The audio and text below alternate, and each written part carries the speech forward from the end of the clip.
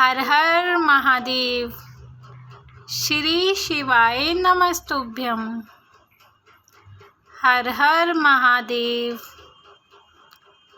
दर्शकों, आज मैं आपके लिए बहुत ही सरल उपाय बताऊंगी, जिस उपाय को करने से आपकी बहुत सारी परेशानियां दूर होंगी। आपके बहुत सारे काम जो नहीं बन रहे हैं, उन सब का निवारण भी आप इस उपाय के द्वारा कर सकते हैं। इस उपाय को अगर हम पितृपक्ष में करेंगे तो उसका हमें ज़्यादा अच्छा फल मिलेगा। हम सभी को पता है कि ये टाइम पितृपक्ष का चल रहा है, तो मैं आप सभी को इस उपाय के बारे में बताऊंगी। आप सभी इस उपाय को ज़रूर करिएगा। इस उपाय में आपको करना क्या है, तो जब कभी भी हम मंदिर जाते हैं, शिवालय जाते हैं, शिव जी के मंदिर जाते हैं, तो हम सभी लोग शिव जी के शिवलिंग पर चढ़ाने के लिए दूध, दही, शक्कर, शहद आदि मिलाकर ले जाते हैं और शिव जी को समर्पित करते हैं। और हम बेलपत्र भी लेकर जाते हैं। तो आप सभी को पता होगा कि हम जब बेलपत्र को लेकर जाते हैं तो शिवलिंग पर एक स्थान अशोक सुंदरी का भी होता है। तो हम सभी को पता है कि जैसे हम अशोक सुंदरी वाले स्थान पर बेलपत्र को रखते हैं, तो बेलपत्र की डंडी का मुख जलाधारी की तरफ किया जाता है। तो इस उपाय में मैं थोड़ा बदलाव करूँगी। बदलाव हमें इसलिए करना होगा, अगर हमको लग रहा है कि हमारे पितृ नाराज़ हैं या फिर वो भूखे हैं या प्यासे हैं, तो हम इस उपाय को इस जगह पर कर सकते हैं। उन सब चीज़ों का बहुत सारा कारण हो सकता है। जैसे मैंने आपको बताया है कि हमारे पूर्वज जब भी नाराज़ होते हैं या फिर हमारे पितृ हमसे प्रसन्न नहीं होते हैं, तो हमारे जीवन में बहुत सारी समस्याएं आने लगती हैं। अगर हम कोई भी काम करने जाते हैं तो उनमें कोई ना कोई बाधाएं आने लगती हैं। या आप देख सकते हैं कि हमारे घर में बात बात पर कलेश भी होना होता है। इसका भी कारण कहीं ना कहीं पितृ दोष का हो सकता है, और होगा भी, क्योंकि अगर आपके घर में बार बार यही चीज़ें देखी जा रही हैं तो आप समझ सकते हैं कि आपके घर में कहीं ना कहीं पितृ दोष है। आपके पितृ आपसे कुछ कहना चाह रहे हैं, आपके पूर्वज आपसे कुछ मांगना चाह रहे हैं। तो इन सब चीज़ों को हम देखकर नज़रअंदाज नहीं कर सकते। तो उसके लिए हम इस उपाय को ज़रूर करेंगे। अगर हम इस उपाय को करेंगे तो हमारी इन सब समस्याओं से हमें मुक्ति मिल जाएगी और हम अपने जीवन में अच्छे से रहने लगेंगे। तो दर्शकों, आप सबको मैंने एक उपाय अभी जो बताया है, उसमें हम लोग शिवालय जाते हैं। वहाँ पर हम सभी लोग दूध, दही, घी, शक्कर और शहद मिलाकर शिवलिंग पर अर्पण करते हैं।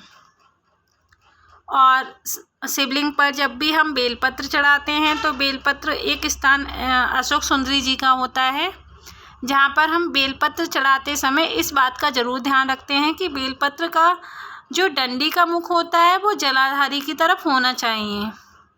लेकिन इस उपाय में अगर हम पितृ को प्रसन्न करना चाह रहे हैं, अपने पूर्वजों को कुछ वो मांग रहे हैं, या फिर उनकी वजह से हमारे घर में कोई परेशानी आ रही है या हम पे पितृ दोष है, तो हम इस उपाय में बदलाव करेंगे। जो हमारे अशोक सुंदरी का स्थान है, उसमें जब हम शिव जी के मंदिर पर वहाँ बेलपत्र चढ़ाते हैं अशोक सुंदरी जी के स्थान पर, तो डंडी का मुख जलाधारी के स्थान पर ना होकर शिवलिंग की तरफ मुख करना होगा हमें डंडी का, और पत्ती का मुख हमको जलाधारी की तरफ करना होगा।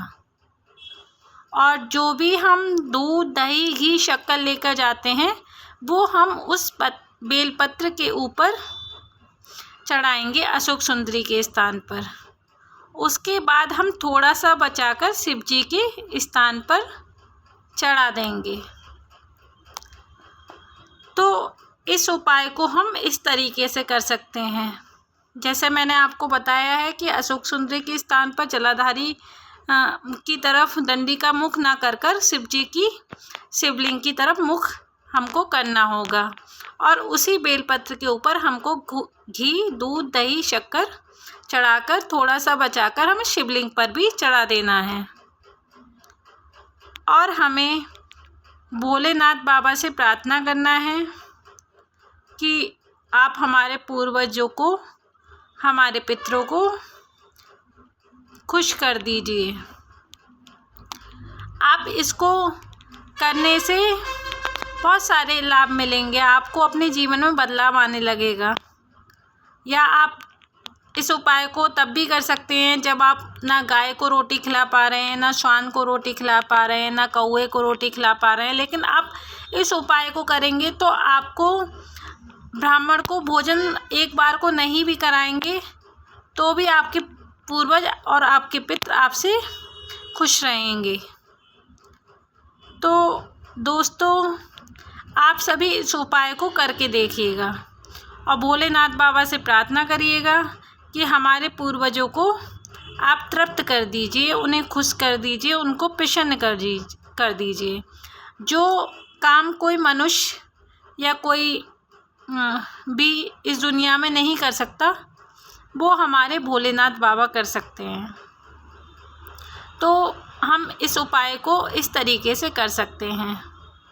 आप इस उपाय को करिएगा, आपको अपने परिवार में, अपनी परेशानियों में, अपनी बाधाओं में बदलाव दिखना शुरू हो जाएगा।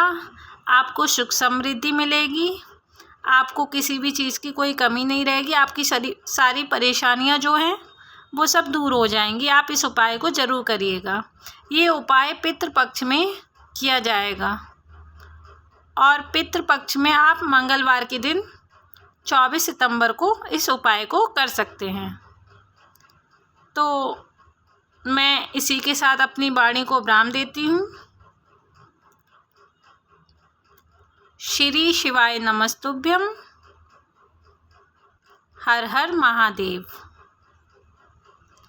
अगर हमारी वीडियो आप सभी को अच्छी लगी हो तो प्लीज़ लाइक एंड सब्सक्राइब करिएगा, हमें सपोर्ट करिएगा। हर हर महादेव। श्री शिवाय नमस्तुभ्यम। मैं आपको फिर मिलती हूँ अपनी नेक्स्ट वीडियो में। हर हर महादेव।